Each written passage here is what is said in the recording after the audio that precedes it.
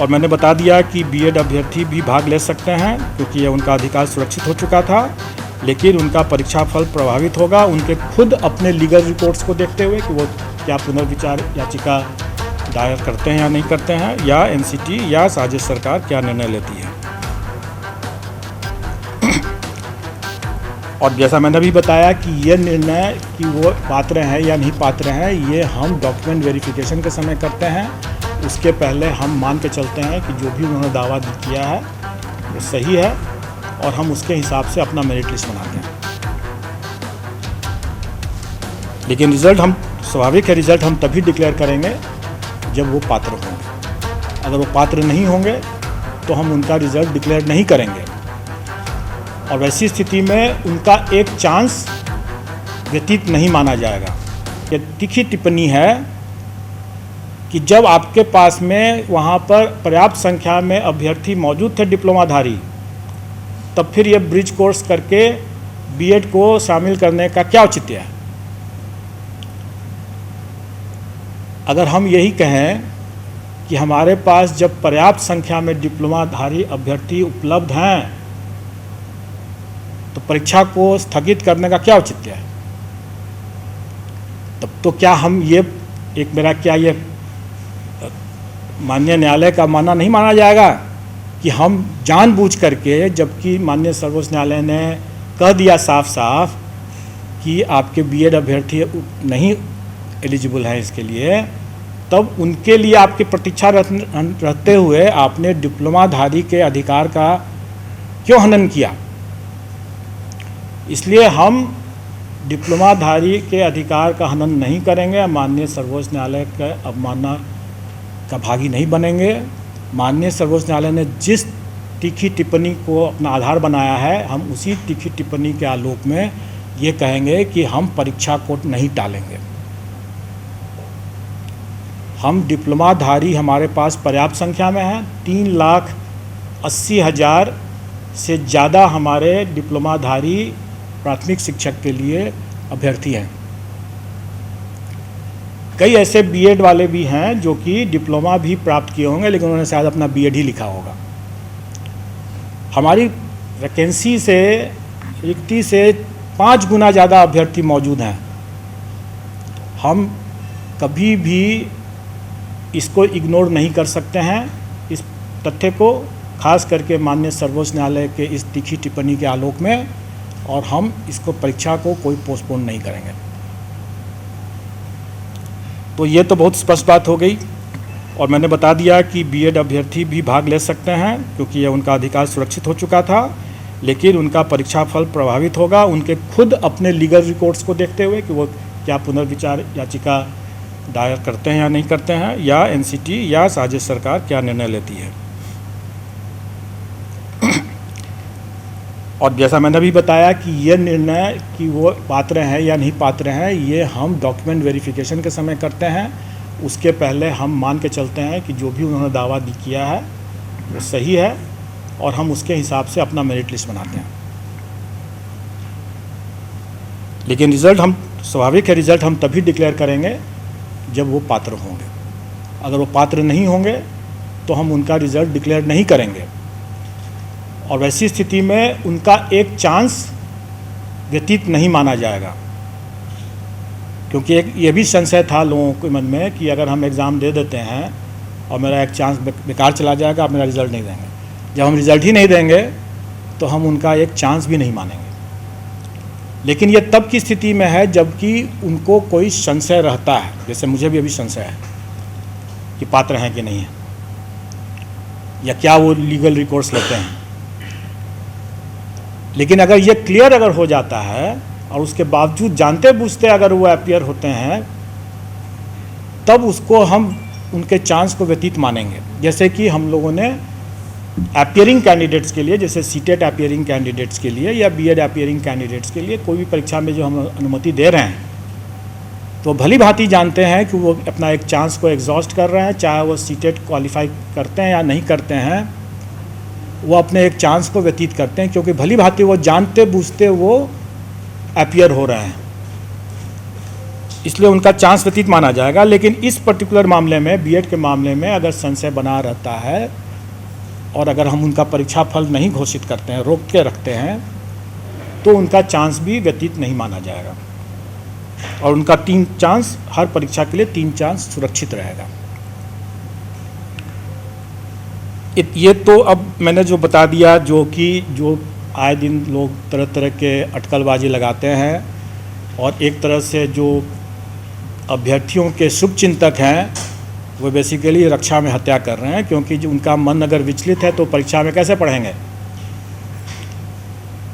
स्वाभाविक है।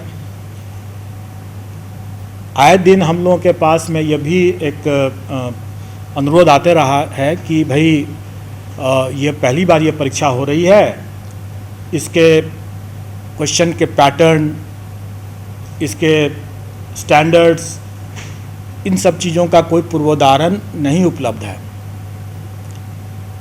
तो हम तैयारी करने में थोड़ी कठिनाई हो रही है, इसलिए इसमें से नेगेटिव मार्किंग को हटा दिया जाए। इस पर सरकार का भी अनुरोध है और कमीशन ने इस पर विचार करते हुए इस बार के लिए नेगेटिव मार्किंग को हटा दिया है।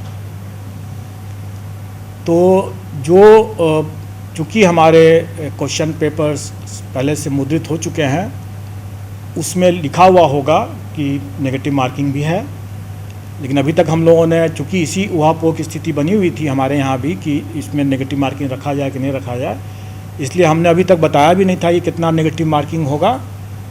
तो हमारे कमीशन ने विचारपूर्वक निर्णय लिया है कि नेगेटिव मार्किंग इस बार की परीक्षा में पूर्वोदाहरण या दृष्टांत नहीं बनने के शर्त पर इसको इस बार के लिए हटाया गया है। तो इस बार नेगेटिव मार्किंग नहीं रहेगा। दूसरा, इस बार हम लोगों ने परीक्षा के लिए कई व्यापक व्यवस्था किया है, कदाचार मुक्त परीक्षा हो सके, इसके लिए हम लोगों ने बहुत व्यापक व्यवस्था किया है, बायोमेट्रिक का भी, कैमरा का भी और ऑब्जर्वर्स का भी।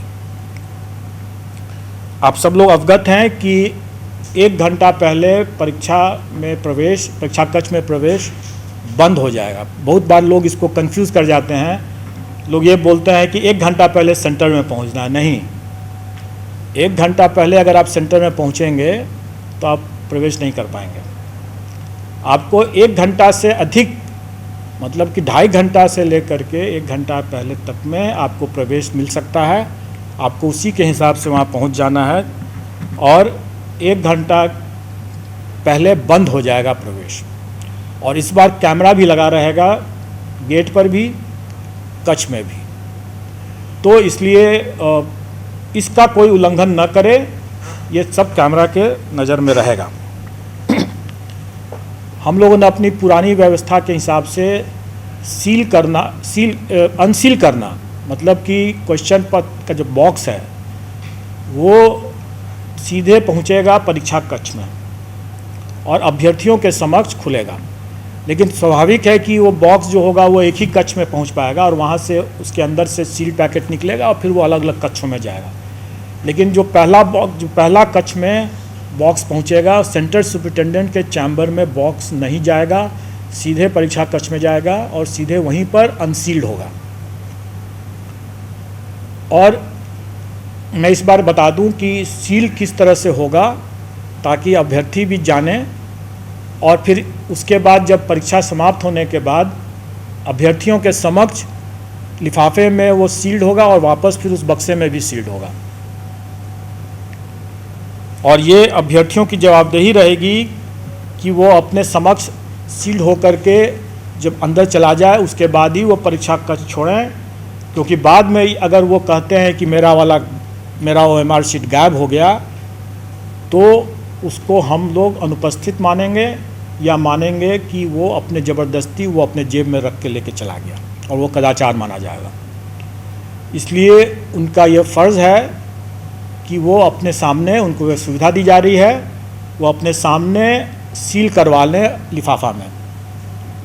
बाद में ये हम लोग इस बात को नहीं मानेंगे कि अगर उनका मिसिंग है तो हम उसको नहीं मानेंगे। हम उसको बल्कि कदाचार मान करके ये समझेंगे कि वो अपने साथ लेते चले गए हैं।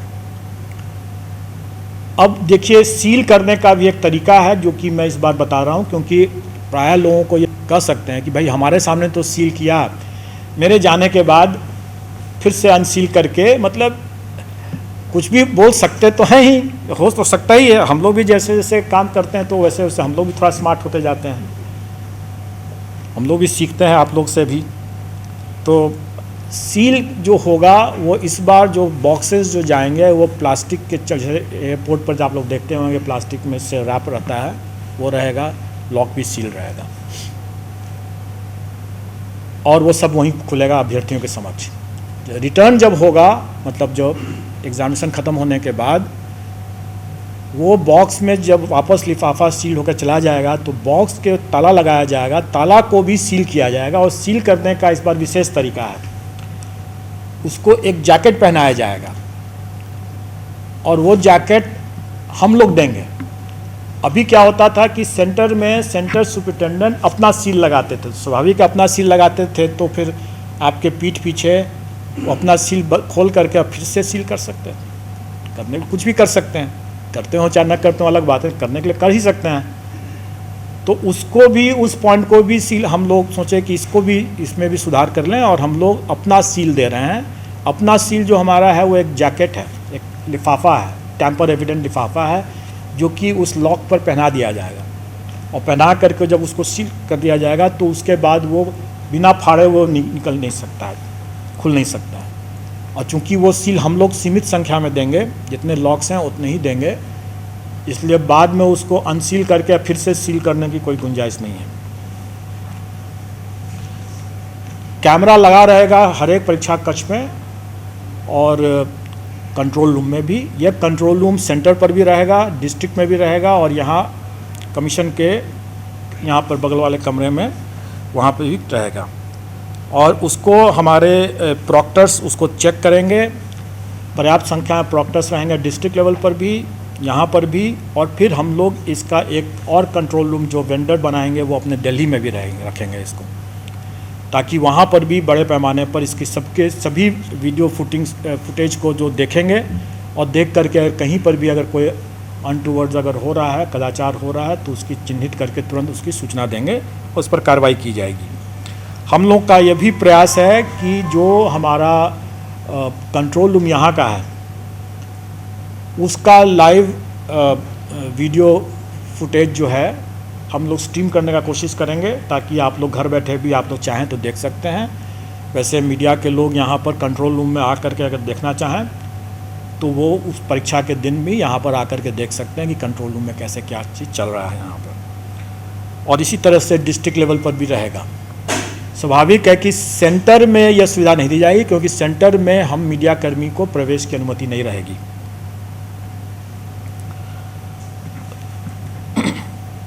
मैं समझता हूं कि जो एक लास्ट पॉइंट बच गया, एक ऑब्जर्वर का सिस्टम हम लोग इस बार बना रहे हैं कि कमीशन से ऑब्जर्वर, सरकार की मदद से, ऑफ कोर्स सरकार के वरीय पदाधिकारी जो कि सचिव, प्रधान सचिव स्तर के पदाधिकारी रहेंगे, वो प्रत्येक जिला में ऑब्जर्वर के रूप में जाएंगे और देखेंगे। और प्रमंडलीय आयुक्त को भी हम लोग ये अनुरोध कर रहे हैं सरकार के माध्यम से कि वो लोग भी ऑब्जर्वर की भूमिका में रहेंगे अपने अपने क्षेत्र में निर्धारित तिथियों पर।